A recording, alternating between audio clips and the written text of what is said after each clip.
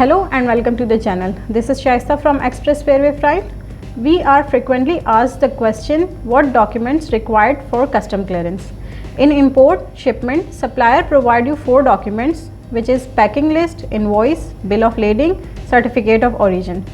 If you are importing food stuff, your supplier provides you one additional document, which is health certificate. One more document you need, which is called delivery order, provided by local agent of shipping line in Dubai. These 5 or 6 documents are required for custom clearance. You can hire a custom clearance agent to clear your consignment. The agent will make bill of entry. After that, you can move your cargo from port.